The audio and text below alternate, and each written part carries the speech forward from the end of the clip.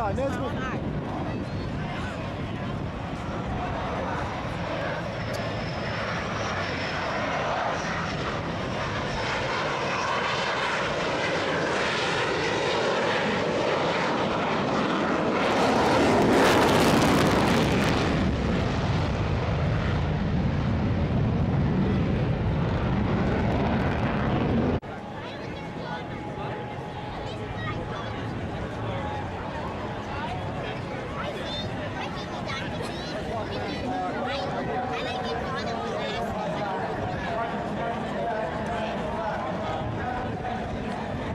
Hamanya liyo kota na helikopter.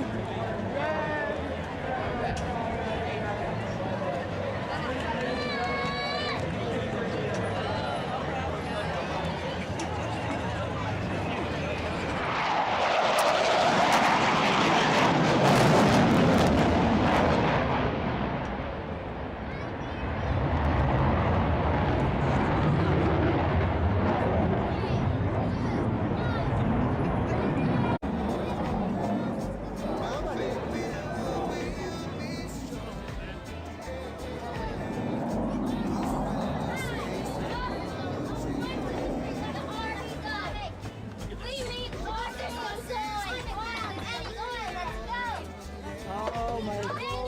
Our systems! Come on! Our systems! Let's go! Let's go! Okay! Our systems!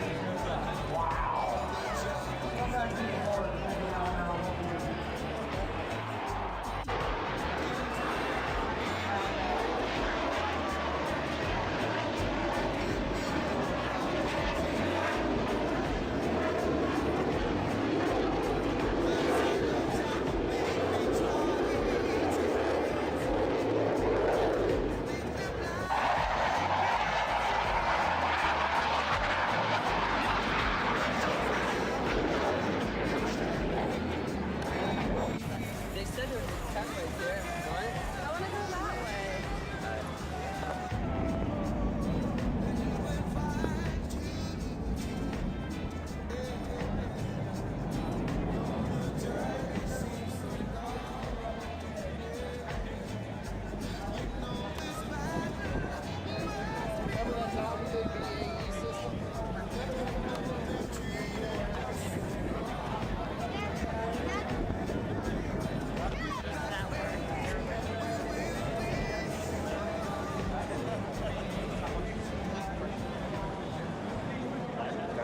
Ratio is the pressure. Right.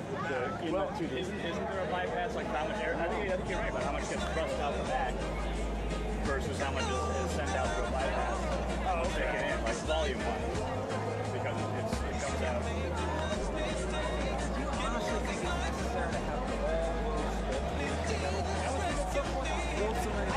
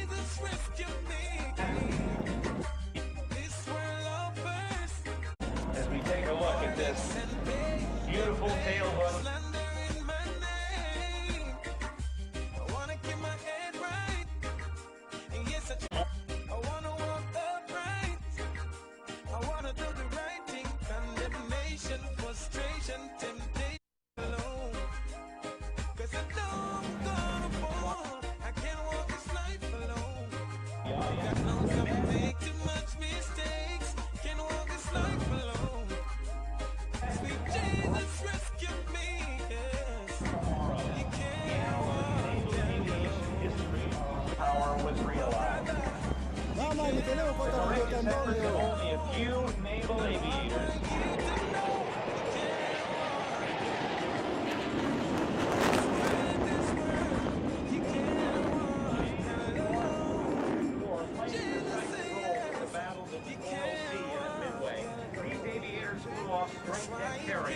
And by the end of World War II, many of the aircraft used are still flying today.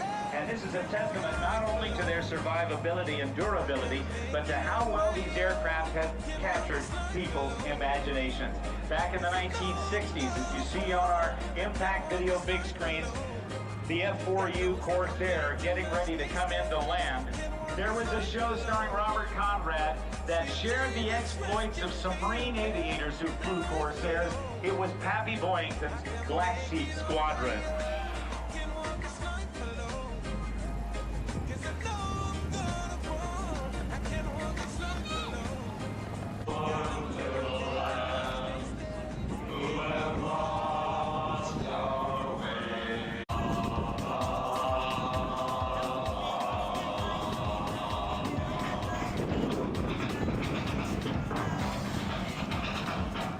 That was the theme song of the Black Sheep Squadron television show.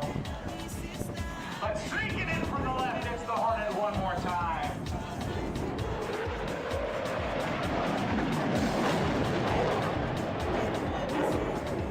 The Corsair was designed to be used as a carrier-based aircraft.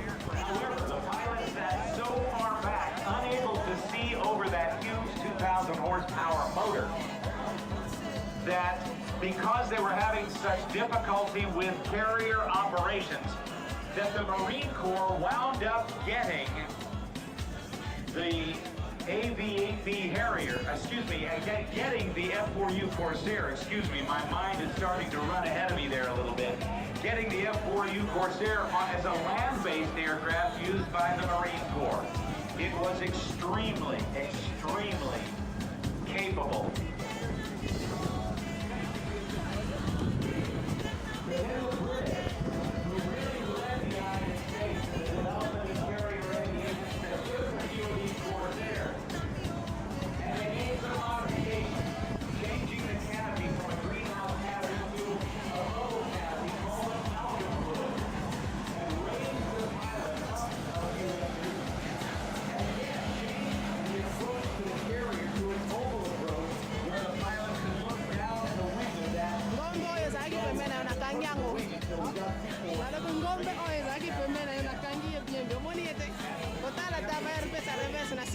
Corsair became a very, very capable carrier-based aircraft as well.